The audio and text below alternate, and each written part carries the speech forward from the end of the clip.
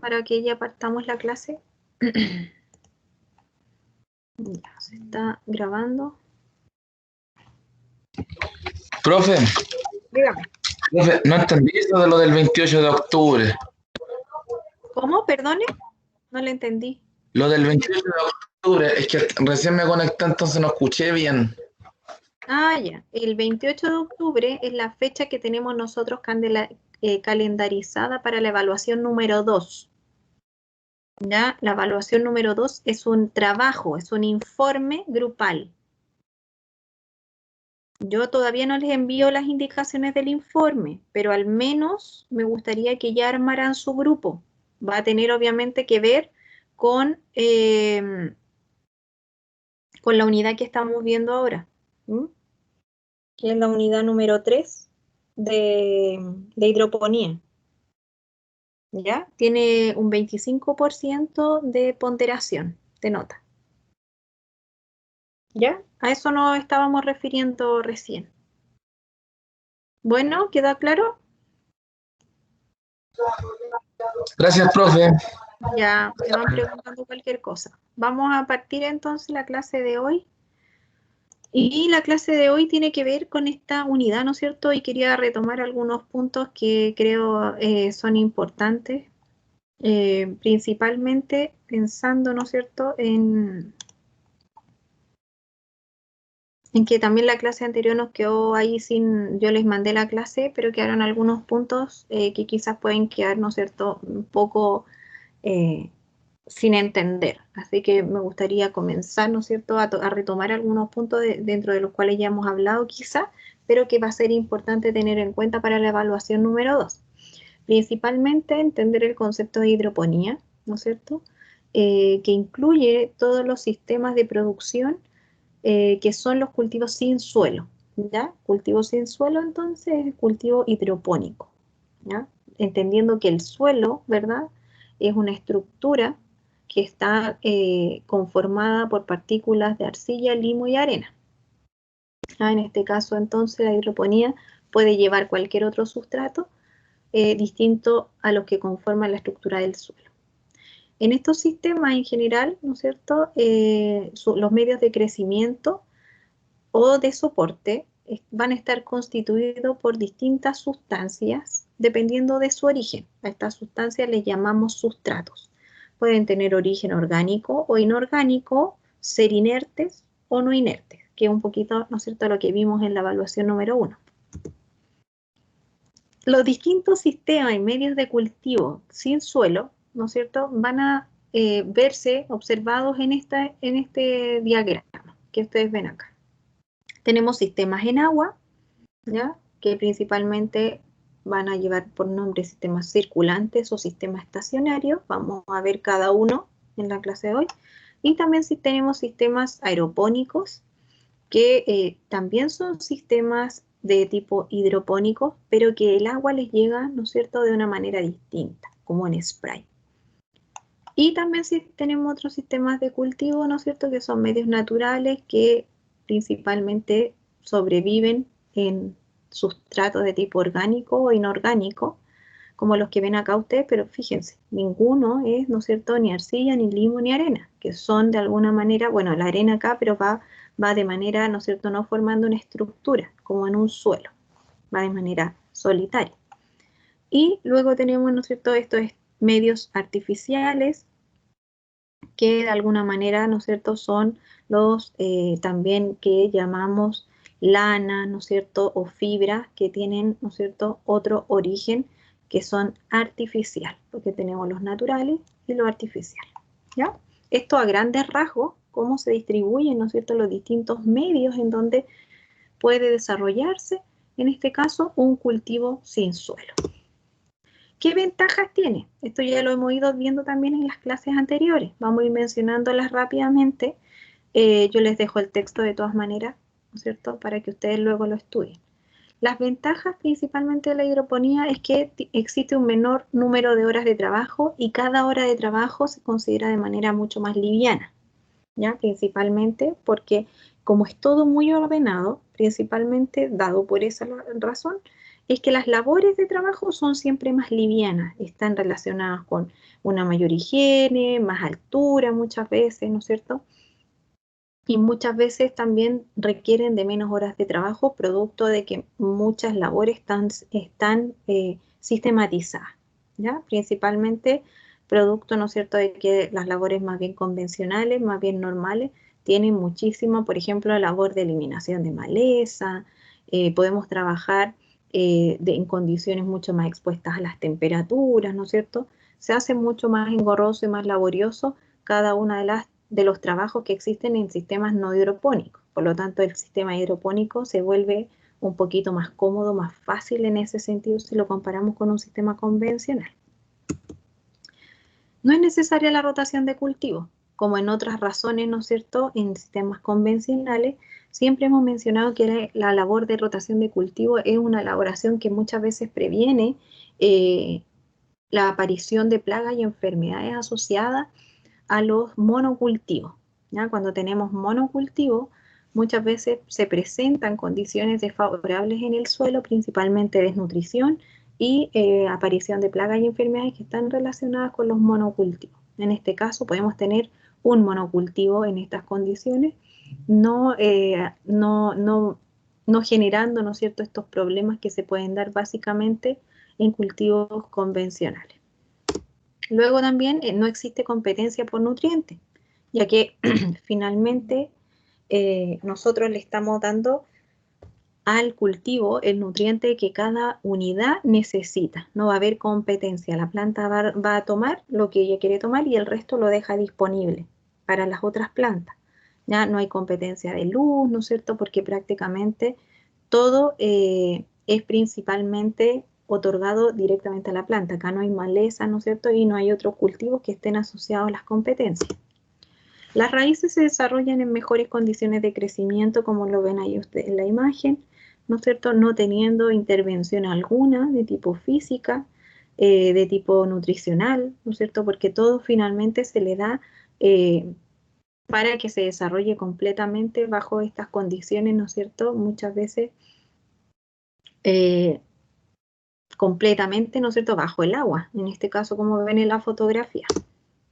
Hay una mínima pérdida de agua, principalmente la pérdida de agua se va a dar por la transpiración de la planta y no van a haber otro tipo de pérdida, ¿ya? Como lo existiría en un método convencional en el cual, ¿no es cierto?, se suman a estas pérdidas de transpiración todas las pérdidas por infiltración y por escurrimiento, ¿ya?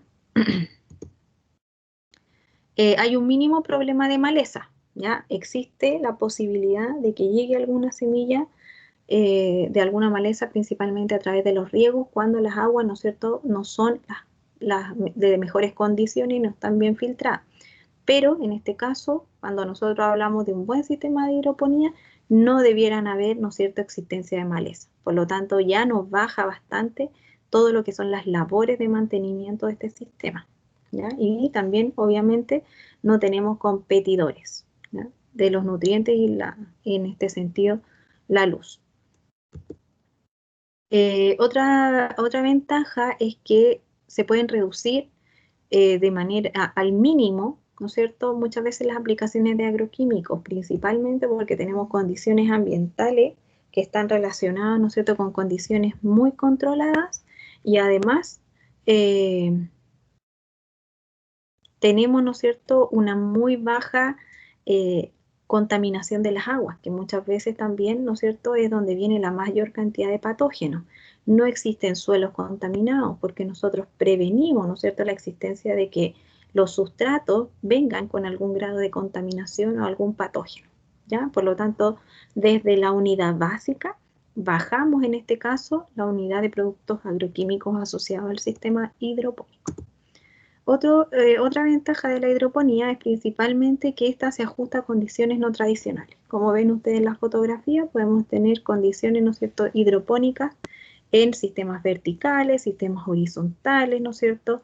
Podemos llevarlo a unidades pequeñas. Si comparamos unidades pequeñas, ¿no es cierto?, de tipo con producciones hidropónicas, pueden llegar a ser mucho más factibles económicamente que una unidad convencional de gran extensión, ¿ya? Desventaja.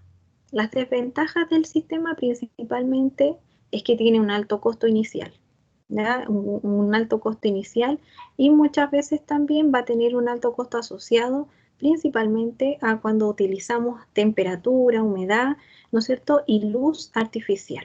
Como ven en la fotografía, este es un sistema que en cualquier caso, ¿no es cierto?, sería un sistema bastante caro si lo pensáramos como un sistema con hidroponía.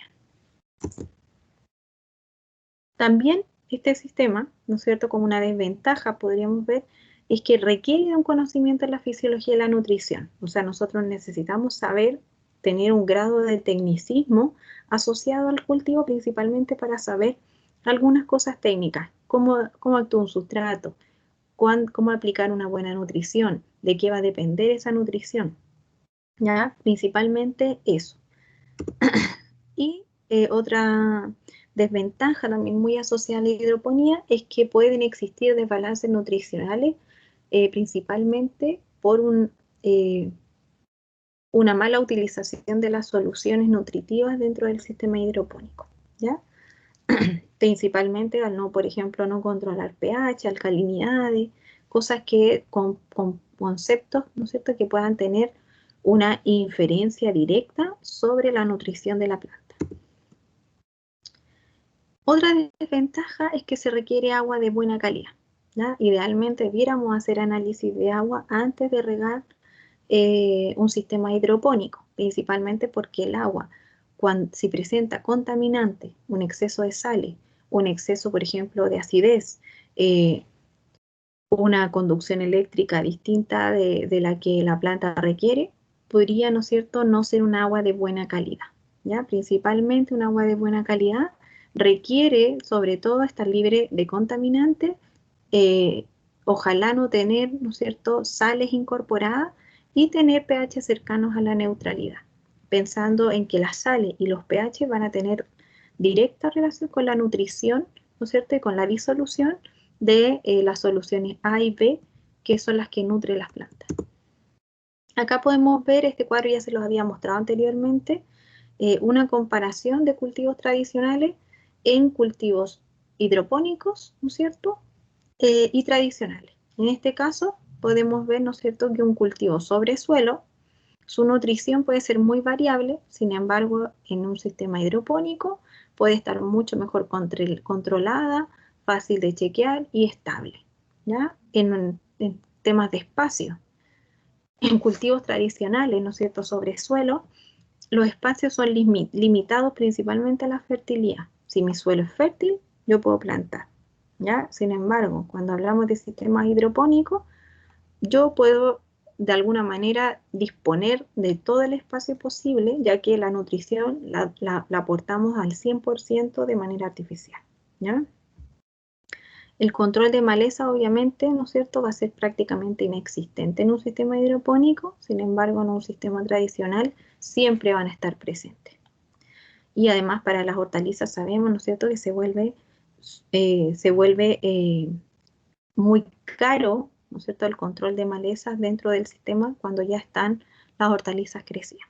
Enfermedades y patógenos principalmente siempre presentes en cultivos tradicionales con suelo y prácticamente, como dijimos recién, no existentes en sistemas hidropónicos. Y el agua, principalmente en cultivos tradicionales, ¿no es cierto?, está siempre siendo insuficiente, ¿ya? Y además, ¿no es cierto?, se pierde fácilmente por escurrimiento, lixiviaciones y exceso muchas veces de evaporación de agua del suelo. Y en sistemas sin suelo de tipo hidropónico, la verdad es que no existe estrés hídrico para la planta y la pérdida, ¿no es cierto?, del agua es casi nula dentro del sistema. Vamos a ver algunos aspectos generales que también mencionamos antes, que existen estas soluciones hidropónicas de nutrición, ¿no es cierto?, que son como las que ustedes ven ahí. Están preparadas y también podemos nosotros prepararlas. Yo les subí unos materiales al ambiente de aprendizaje en donde se explica muy bien, según FAO, cómo preparar soluciones para la hidroponía, ¿ya? Los podemos revisar también ahora en la clase. Los componentes de estas soluciones nutritivas que van a alimentar la planta, ¿ya? Es que presentan una alta solubilidad, o sea, son fáciles de disolver en el agua. Se deberán elegir de manera, ¿no es cierto?, que su efecto sea 100% como una sal disuelta en el agua, ¿ya? Un concepto también importante, así como la solución nutritiva, es la aireación del agua. Ya también lo habíamos mencionado, que se requieren al menos 8 a 9 miligramos de oxígeno por litro de solución nutritiva. Como ven acá ustedes en el dibujo, hay maneras, ¿no es cierto?, de estar oxigenando el agua, generalmente en el estanque en el que se preparan las soluciones nutritivas, se disuelven acá, y a partir, ¿no es cierto?, de estos estanques, se incorporan al sistema, ¿no es cierto?, de regadío, en donde el sistema sube con una bomba, en este caso se ocupa una bomba, y se distribuye a través, ¿no es cierto?, de la gravedad dentro del sistema hidropónico y vuelve al sistema. Entonces no hay pérdida de agua. ¿Ya? Esto es lo que se llama, ¿no es cierto?, de alguna manera un sistema cerrado. El agua que se pierde es solamente el agua que consume la planta, ¿ya? De alguna manera estos valores, ¿no es cierto?, van a ser agregados, ¿no es cierto? Esta cantidad de oxígeno dentro del agua se puede agregar de manera directamente con oxígeno, que es muy poco recurrente.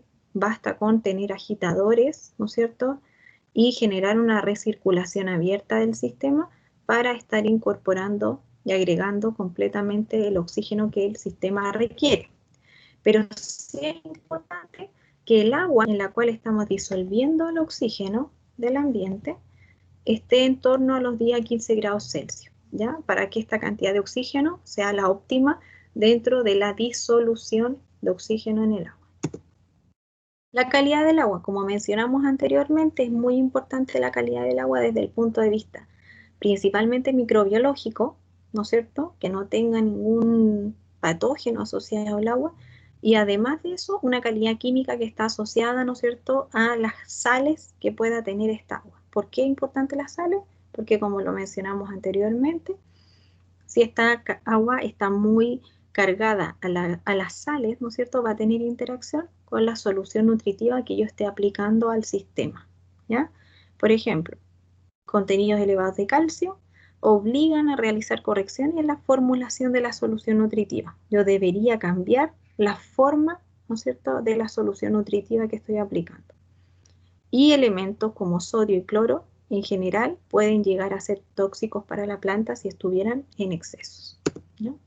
Alcalinidad y acidez tiene que ver principalmente con el pH. El pH se puede medir como ustedes lo ven en la fotografía. Podemos medir el pH. Idealmente el pH para un sistema hidropónico debiera estar entre 5, 5 y 7, que es un pH al cual la solución nutritiva funciona bastante bien, ¿no es cierto? Quedan disponibles todos los nutrientes para las plantas y además, ¿no es cierto?, son pH a los cuales las plantas pueden desarrollarse perfectamente bien, sin tener ningún nivel de estrés. En el caso de tener, por ejemplo, pH superiores a 7, ustedes podrían corregir, ¿no es cierto?, la solución nutritiva mediante una acidificación, aplicando principalmente algunos ácidos como ácido nítrico, ácido fosfórico y mezcla de ambos, ¿ya?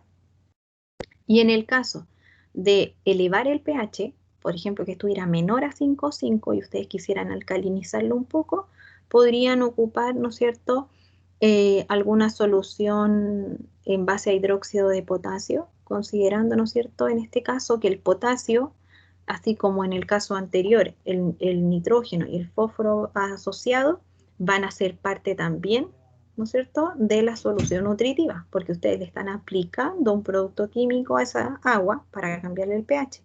Por lo tanto, se debe considerar como una nutrición también adicional, ¿ya? La conductividad eléctrica también se vuelve muy importante. Acá ustedes pueden ver un equipo que se utiliza con un electrodo en la punta que nos ayuda a estar midiendo dentro de un sistema hidropónico la conductividad eléctrica, ¿no es cierto?, en este caso del agua. La conductividad es muy importante porque es un indicador de la salinidad del agua, ¿ya?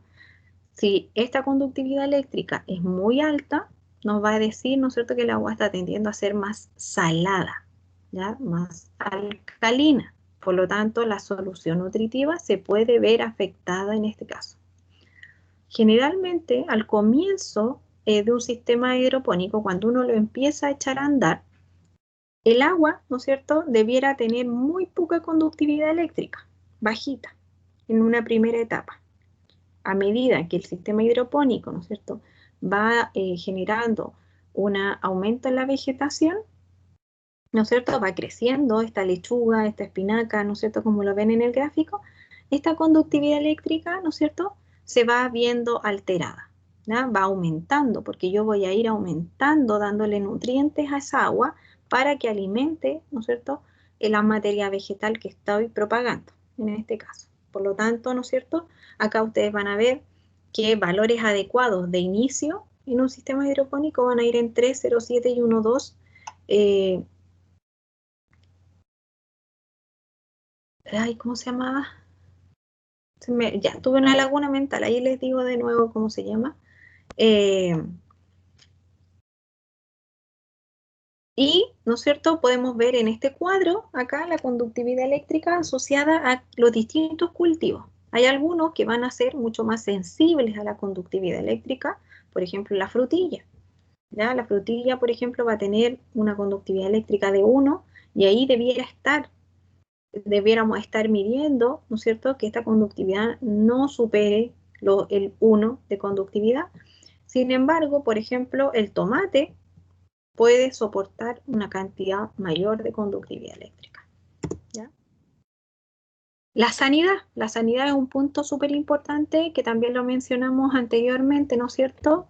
Y está relacionado con la higiene dentro del sistema de la hidroponía. En general, la sanidad es bastante alta dentro de un sistema hidropónico, principalmente, ¿no es cierto?, porque siempre todo está muy limpio, desde la raíz, ¿no es cierto?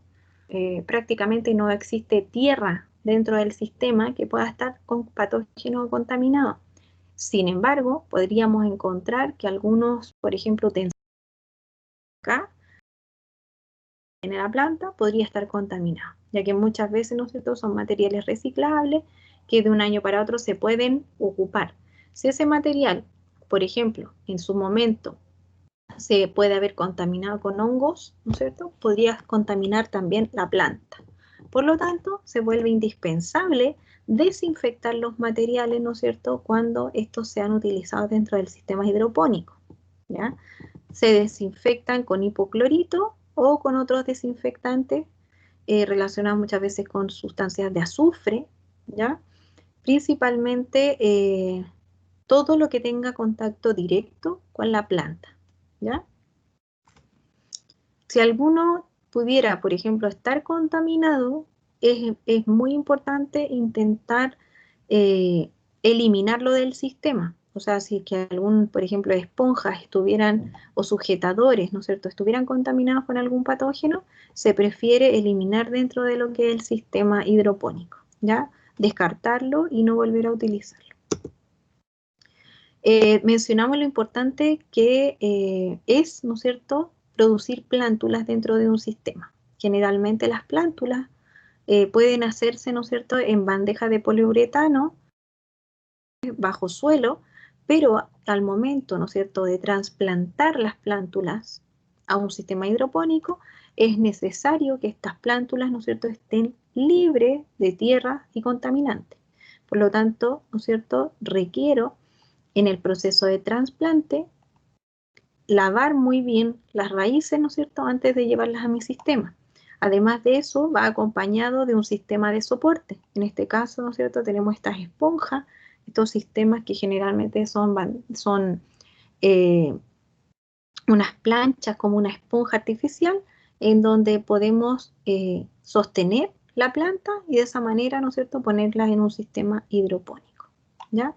Pero es muy importante la limpieza de raíces, ya que de esta manera eliminamos, ¿no es cierto?, todas las partículas de tierra que puedan llegar a tener algún tipo de patógeno asociado en este sistema.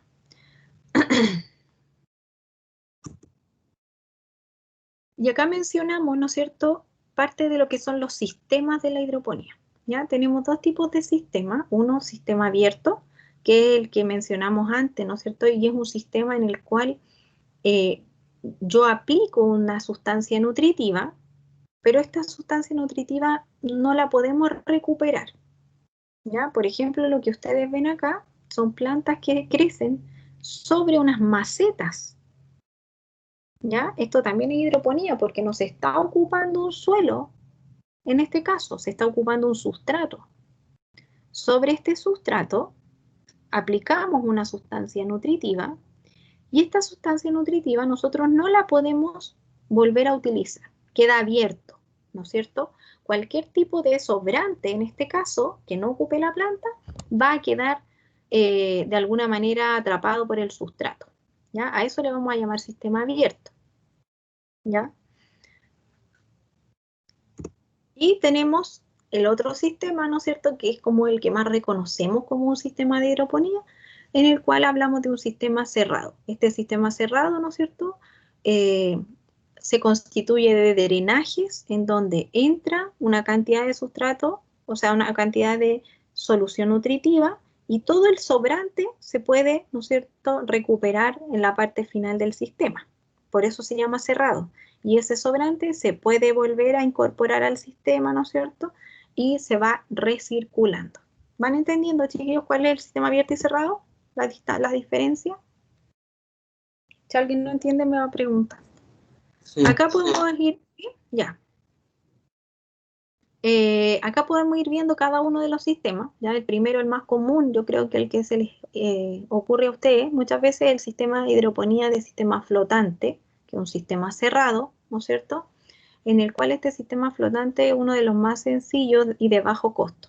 No demanda mucho, no demanda en general un sistema energético, por ejemplo, como una bomba o algo parecido, ya que, ¿no es cierto?, no existe, no existe un recirculante en este sentido. ¿Ya? Es un sistema que generalmente en el cual el sistema solo es flotante. ¿Ya? No hay un recirculante que se va moviendo, sino que solamente se deja de alguna manera flotando en el sistema. Las desventajas en general de este sistema es que requiere, ¿no es cierto?, de una formulación frecuente de la solución nutritiva, ya que, ¿no es cierto?, debemos intentar ver que dentro de lo que es esa piscina, ¿no es cierto?, que se genera ahí, no se generen, por ejemplo, hongos, no se generen algas, ni nada que pueda, ¿no es cierto?, de alguna manera generar algún cambio en el sistema de solución nutritiva. ¿Ya? Yo hago una solución nutritiva que está de alguna manera relacionada con cómo va creciendo la planta. Bueno, entonces yo cada cierto tiempo debo estar alimentando esta solución nutritiva basal, principalmente, ¿no es cierto?, también requiere de un consumo importante de agua, ya que aquí no hay un recirculante, sino que se hacen grandes piscinas, donde esas piscinas siempre deben estar con la cantidad de agua, ¿no es cierto?, necesaria. Acá podemos ver un sistema flotante, y este sistema flotante, ¿no es cierto?, requiere de algunos elementos importantes, como lo que ven ahí ustedes en la fotografía, en donde de alguna manera tienen un bastidor, que es una cajita, ¿no es cierto?, hecha en este caso de madera, puede ser de otros materiales también, en donde en la base se pone, ¿no es cierto?, un plástico de doble capa, como el que ven ahí ustedes de color negro, en un plástico, ¿no es cierto?, que recubre la madera. ¿Por qué? Porque ahí va el agua en la parte de abajo, ¿ya? Generalmente se ocupan planchas de poliuretano, que es lo blanco, como el Plumavit, que ven ahí, de 2 centímetros de grosor, con eso basta. No puede ser menos porque de alguna manera la plancha se hundiría con el peso después de la hortaliza que están produciendo en este caso. Esta plancha es la que sujeta a la planta, ¿ya? Y generalmente se hace una abertura, un hoyito en la parte superior de 2 por 2 en el cual la planta, ¿no es cierto?, se va a introducir cuando tengamos el formato de plántula, ¿ya? Se trabaja con una esponja también de baja densidad para permitir la fijación de la planta, porque es como lo que veíamos acá. La planta, ¿no es cierto? Necesitamos aquí que esta plantita no se vaya por el hoyo para abajo. Ahí ocupamos, ¿no es cierto?, esta esponja para sujetar la planta al hoyito, ¿ya? De fijación. Luego tenemos el siguiente sistema, que es el reconocido, ¿no es cierto?, como NFT, ¿ya? Principalmente que esto trata de tuberías, ¿ya? Aquí hay una gran cantidad de tubos asociados, de distinto, obviamente, diámetro, de distinta forma, pero en sí son tuberías, son especies de cañerías que de alguna manera lo que llevan es una solución nutritiva en un movimiento constante, ¿ya? En general, ¿no es cierto?, es uno de los sistemas que está catalogado como de alto valor, tiene un costo elevado, principalmente porque requiere un movimiento constante de agua y este movimiento está asociado a la acción de una bomba, ¿ya? También se puede asociar a un sistema gravitatorio, ¿ya? Pero en general es un sistema que no es cerrado cuando es gravitatorio, ¿ya? Acá vemos un diagrama de un sistema básico NFT, en donde abajo tenemos, ¿no es cierto?, una solución nutritiva con el agua de riego que se incorpora al sistema aquí arriba a través de una bomba. Se lleva esta solución nutritiva por esta manguerita que ven acá, entra al sistema, se distribuye a través de los conductos, regando todas las raíces de las plantas y llega hasta acá abajo, ¿no es cierto? Y a través de esa tubería se vuelve a incorporar al sistema. ¿Ya? Esto es un sistema cerrado. En general, este sistema, ¿no es cierto?, consta de cañerías, consta de un tanque que almacena la formulación nutritiva y de una bomba. ¿Ya? Esto en general no es difícil de conseguir, pero a nivel industrial, ¿no es cierto?, cuando queremos generar una gran producción, hay un costo mayor asociado. Una de las desventajas que están asociadas a este sistema es el uso de energía. Ya en general es como una de las desventajas que encarece bastante el sistema, pero es de largo aliento. O sea, este sistema, si bien se puede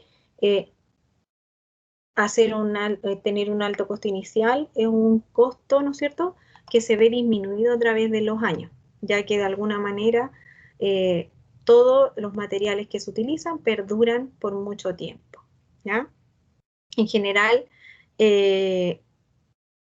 se debe considerar también en este sistema el estar constantemente midiendo la temperatura, por ejemplo, del agua principalmente para, ¿no es cierto?, tener en cuenta la disolución del oxígeno y muchas veces también, ¿no es cierto?, estar constantemente midiendo pH y salinidad en las soluciones, ¿ya? Principalmente porque como es un sistema que va desgastándose a medida que va, ¿no es cierto?, moviéndose esta agua, es necesario estar cada cierto tiempo, ¿no es cierto?, midiendo los pH y midiendo la salinidad de la solución suelo. En este caso, esta solución artificial. ¿Ya? Entonces, como ven acá, el sistema, ¿no es cierto?, tiene una bomba incorporada en donde de alguna manera, ¿no es cierto?, va subiendo este sistema, riega las raíces, ¿no es cierto? Basta con que sea no tiene por qué mojar todo el sistema, basta con que sean las raíces, en este caso, y todo el sobrante vuelve al sistema. Bueno, ¿cuáles son los elementos de este sistema? Principalmente el tanque, ¿no es cierto?, en donde se almacena el agua y la nutrición, la solución nutritiva, los canales, ¿no es cierto?, en este caso los caños, las tuberías que sostienen los cultivos, la bomba impulsadora, ¿no es cierto?, que va a estar asociada al tanque, y esta red de distribución, ¿no es cierto?, de cañerías colectadoras que finalmente unen las caños, ¿no es cierto?, para el cultivo, que son estos codos, ¿no es cierto?, y todo lo que de alguna manera, ¿no es cierto?, acerca la solución nutritiva a los canales de cultivo. Acá podemos ver este sistema, ¿no es cierto?, con sus unidades básicas. Tenemos, ¿no es cierto?, el colector, tenemos las tuberías asociadas a la llegada de la nutrición, tenemos la bomba y tenemos, ¿no es cierto?, estos caños en donde de alguna manera se afirman las unidades de planta. Bueno, luego tenemos este sistema que también es distinto al anterior, el DFT, principalmente por su técnica de raíz flotante, ¿ya? En este caso, que es muy parecida, es como la mezcla de las dos anteriores, ¿ya? De los dos sistemas anteriores, en donde de alguna manera tenemos un sistema de raíz flotante en una piscina, pero esta piscina ya tiene un agua recirculante, ¿ya? O sea, el agua que entra al sistema va con nutrición, se mueve en esta piscina y se va haciendo un recambio en el sistema. Entonces hay asociada una bomba. Por lo tanto, es como la mezcla de los dos sistemas anteriores, ¿ya? Entonces, en este caso, ¿no es cierto?, se airea el agua, se nivela la nutrición, ¿no es cierto? Existe, ¿no es cierto?, este movimiento de agua entre esta piscina decantadora y este sistema, ¿no es cierto?, de riego de raíz flotante. Aquí la raíz está completamente, ¿no es cierto?, inmersa en el sistema de agua. Los elementos que tiene este sistema son muy parecidos a los del primer sistema, que es de raíz flotante, ¿ya? Principalmente, ¿no es cierto?, es una lámina grande que flota en una piscina de agua, pero acá le tenemos que sumar, ¿no es cierto?, un sistema de cañería que haga que este sistema de agua que está dentro de esta piscina sea recirculante, ¿ya? Así que van a ver ustedes que requiere de un bastidor, ¿no es cierto?, que puede ser de madera o no, puede tener patas o no, puede estar sobre una mesa también. Tiene plancha esta de poliuretano o de estos Plumavit, nuevamente con un grosor siempre por sobre los 2 centímetros para sostener bien la planta, ¿cierto? Y aberturas de 2 centímetros para ir poniendo, ¿no es cierto?, las plantas con la esponja, ¿no es cierto?, que la sostiene. Acá vemos, ¿no es cierto?, un sistema estático, en este caso. Un sistema en el que solamente yo me preocupo de poner la planta que flote constantemente, ¿no es cierto?, en este sistema estático, y generalmente, ¿no es cierto?, lo que se hace en este caso es alimentar la planta, ¿no es cierto? No hay un sistema asociado, por ejemplo, a bombeo, no cuenta con requerimiento de energía, ¿no es cierto? No tiene sistema de aireación, ¿ya? En este caso, generalmente lo que se hace es que la incorporación del oxígeno que está asociado al sistema es netamente cuando yo le agrego el agua, ¿ya? Solamente a ese momento es cuando, en este caso, se incorpora de oxígeno. ¿Qué problemas tiene? Principalmente que aparecen constantemente problemas de algas asociadas al sistema, ¿ya? Ya que muchas veces no existe entrada de luz al sistema, ¿no es cierto? Y este sistema está bastante más contaminado que los anteriores. ¿Ya, chiquillos?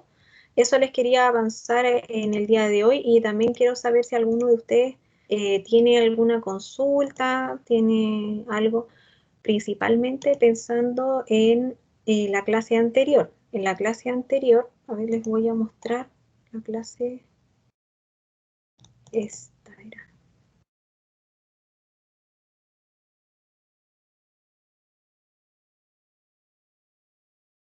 Ya, en la clase anterior yo les había dejado, ¿no es cierto?, pendiente un poco comentar la clase. Les dejé un video acá que me gustaría también que pudieran verlo. Hace referencia a algunos puntos importantes. ¿Se ve la diapositiva que les estoy mostrando, chiquillos?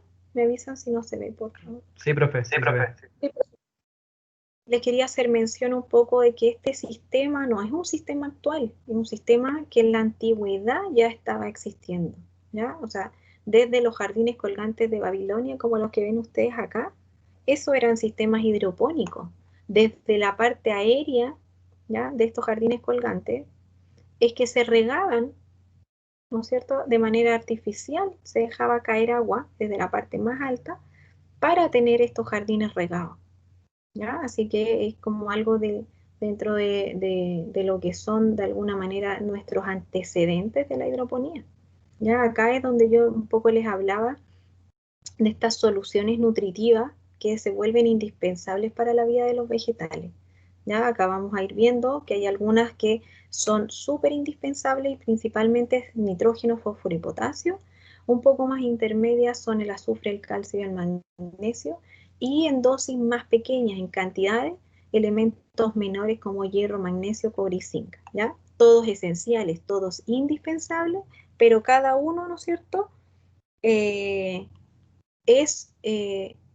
se requieren cantidades distintas. Bueno, acá es muy importante tener en cuenta, ¿no es cierto?, que algunos, si bien no son indispensables, son muy útiles para todos los procesos metabólicos de las plantas, otros son innecesarios, ¿no es cierto?, pero innecesario para la planta misma, pero cuando lo queremos consumir, a nosotros como seres humanos, ¿no es cierto?, nos conviene muchísimo que las verduras tengan cobalto y yodo, principalmente para nuestro metabolismo, y algunos se vuelven tóxicos si es que estuvieran, por ejemplo, aguas contaminadas con aluminio.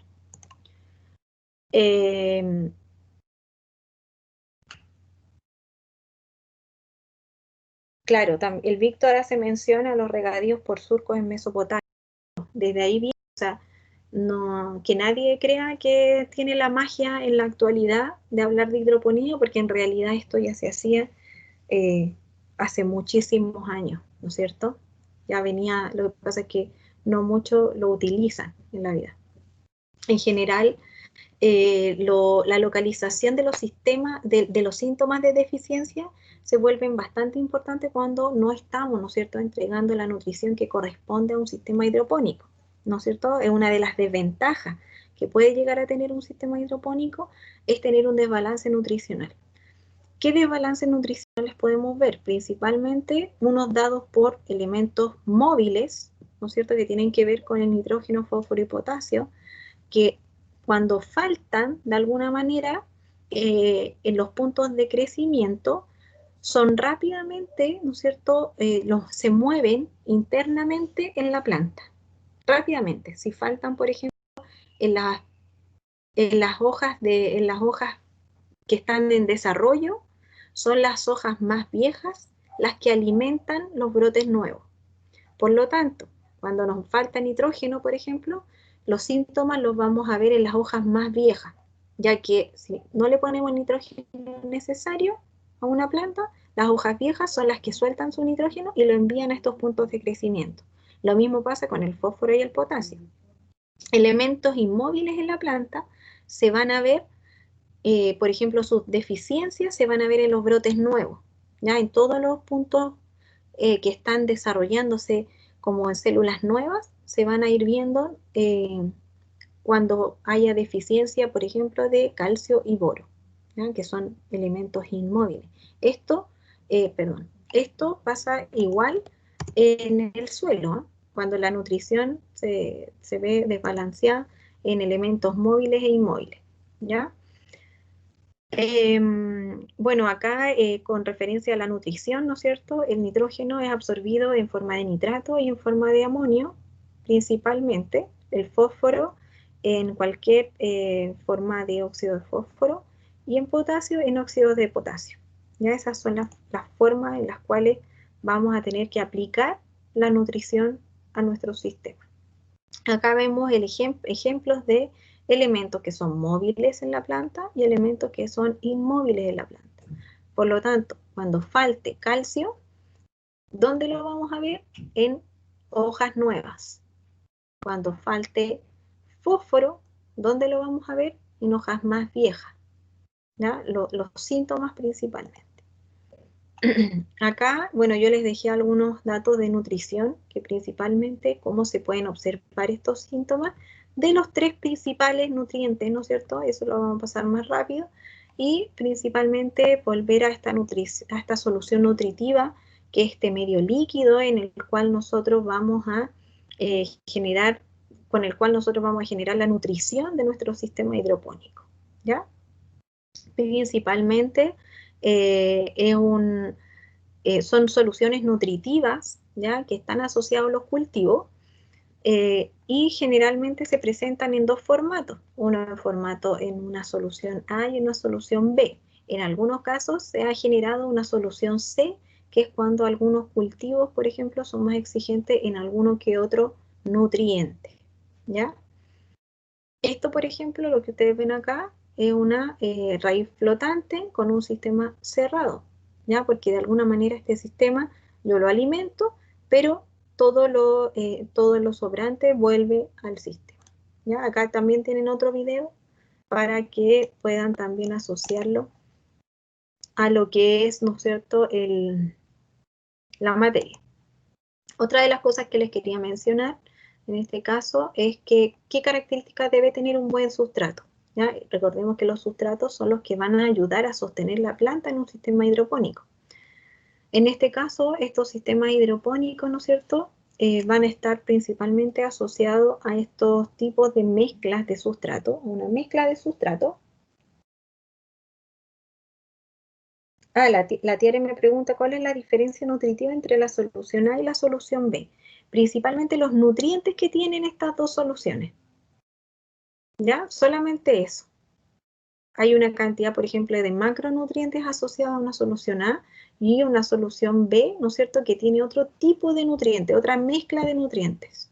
Y esto está netamente relacionado de una manera química, ¿ya? Se hacen soluciones, no pueden hacer una sola solución porque algunas, por ejemplo, son más sales, otras son más ácidas, por lo tanto, cuando tú los agregas en una disolución, los mezclas una vez hecha la cantidad de agua, por ejemplo, que tienes que ir mezclando. Yo les di un parámetro en el ambiente de aprendizaje, les dejé un texto que enseña cómo hacer sus soluciones A y sus soluciones B, ¿ya? Para los que tengan más ganas de aprender, a lo mejor hacerlo también en casa, por si quieren implementar un sistema hidropónico. Hay una cantidad, por ejemplo, de gramos de nitrato, gramos de óxido de potasio, gramos de... eso ya está medido, está hecho. Bueno, en general debemos tener en cuenta entonces que a partir del sustrato que vamos a obtener, las características que debe tener es que siempre debe retener humedad, debe tener buena aireación, debe tener estabilidad física y química, ¿ya? Por ejemplo, en los sistemas abiertos, ¿se acuerdan? Que mencionamos que estos sistemas abiertos, ¿verdad? Lo que hacen de alguna manera, ¿no es cierto?, estos sustratos es sostener la planta, y muchas veces, ¿no es cierto?, que se quedan con parte de la solución nutritiva que estamos aplicando al sistema. Ser químicamente inertes, porque la idea, ¿no es cierto?, es que cualquiera de estos sustratos que nosotros tengamos en nuestro sistema hidropónico no altere, ¿no es cierto?, o no reaccione con mi solución nutritiva, porque si reacciona con la solución nutritiva, le estaría restando, ¿no es cierto?, nutrición a la planta. Debe ser libre de patógenos, debe tener buen drenaje, buena capilaridad, ser liviano y ligero, ¿no es cierto?, porque generalmente lo que no queremos es que sea un problema en temas de peso, y además ojalá cubra, ¿no es cierto?, que sea de bajo costo. ¿Cuáles son los sustratos más utilizados en la hidroponía? La perlita, la lana de roca, la fibra de coco, vermiculita, cáscara de arroz y arcilla expansiva. Ya lo que ustedes ven acá principalmente, ¿no es cierto?, en este caso es la perlita y la vermiculita. Acá vemos cada uno, ya yo les dejé un video de cada uno, me gustaría que lo vieran. Nosotros ahora más que nada por temas de tiempo, prefiero comentarles las cosas importantes y que a lo mejor ustedes, ¿no es cierto?, ya en la tranquilidad de sus casas, tranquilito cada uno, pueda ver estos videos en YouTube que están asociados a la hidroponía y al uso, por ejemplo, de cada uno de estos sustratos. ¿Ya? La perlita en este caso es lo que ven ustedes en la foto.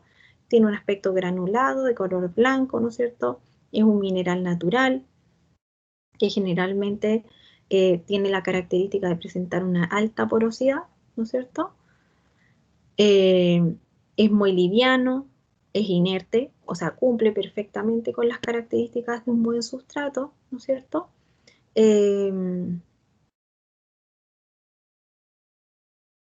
Y principalmente la perlita en este caso no aporta a la planta, ¿no es cierto?, un sustento, hidratación, ¿ya? Y aportará la solución nutritiva, ¿ya? La hidratación y soportará en este caso la solución nutritiva solamente, ¿ya? La agarra la solución nutritiva y se la empieza, ¿no es cierto?, a entregar lentamente a la planta. Luego tenemos el ejemplo de la lana de roca, que es lo que ven acá ustedes, y generalmente vamos a ver, por ejemplo, estos tomates que están acá, que crecen, ¿no es cierto?, en un sistema hidropónico, están en muchas veces en macetas que tienen, ¿no es cierto? Perdón, no quería adelantar otra imagen, pero no la encuentro acá, en donde ustedes pueden ver, ¿no es cierto?, que se dejan estos paños completos, enteros, se le hacen hoyitos y a través de estos hoyitos crece la raíz. Entonces nosotros en un sistema abierto regamos esta lana de roca que solamente, ¿no es cierto?, hace que crezcan las raíces en este sistema y, ¿no es cierto?, se vuelve un sustrato completamente apetecible para un sistema hidropónico, ¿ya? Al igual que la perlita, como dice acá, es un sustrato inerte con una muy baja densidad, una estructura homogénea, ¿no es cierto?, que permite en este caso un muy buen manejo del riego y de la nutrición, ¿ya? Entonces aquí puede crecer perfectamente una raíz y le estamos incorporando a través de riego tecnificado generalmente una solución nutritiva. Luego tenemos la fibra de coco, es como lo que ustedes ven acá. Fíjense que acá se utiliza este sistema envuelto en una bolsa, por dentro está lleno de fibra de coco, en donde crece completamente el sistema radicular de la planta, y esto es regado, ¿no es cierto?, por un sistema un sistema tecnificado, en donde se le incorpora principalmente el agua y la solución nutritiva, ¿ya? Entonces acá no hay un suelo asociado, sino que un sustrato de hidroponía, ¿ya? Principalmente porque acá este sustrato es inerte, no aporta con nutrición, solo aporta con, con un sustento, ¿no es cierto?, de la zona radicular. Luego tenemos la vermiculita, que es lo que ustedes ven acá, que, ¿no es cierto?, en este caso está compuesto por algunos compuestos minerales, en donde favorece la aireación, en este caso, tiene una buena retención de nutrientes. La vermiculita en general es menos absorbente que las otras condiciones, ¿no es cierto?, que vimos los otros sustratos.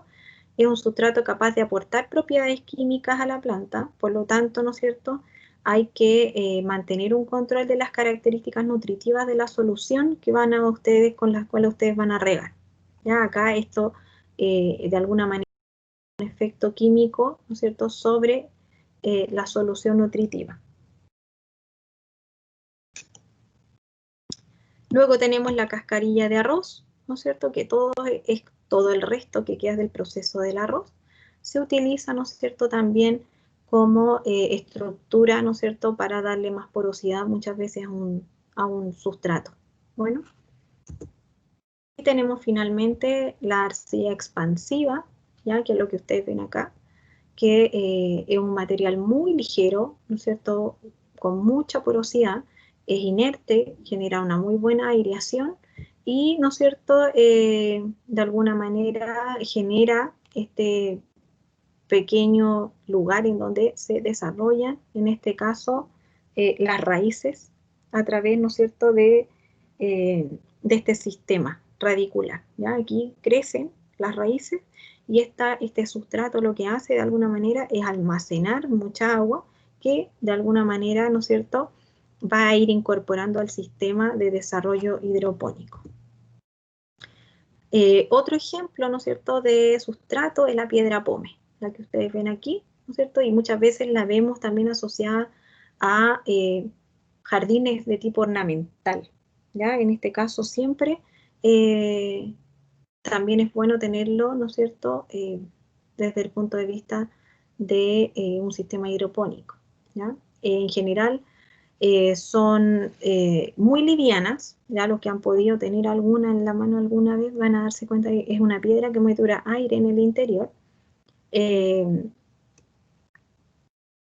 Tiene un elevado grado de intercambio catiónico, por lo tanto, a nivel de solución nutritiva, ¿ya? Este va teniendo interacción con esta solución nutritiva, ¿ya? No es inerte en ese sentido.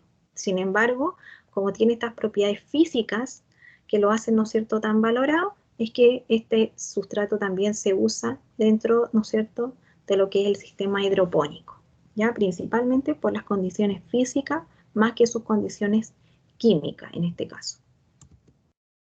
Acá vemos algunos ejemplos.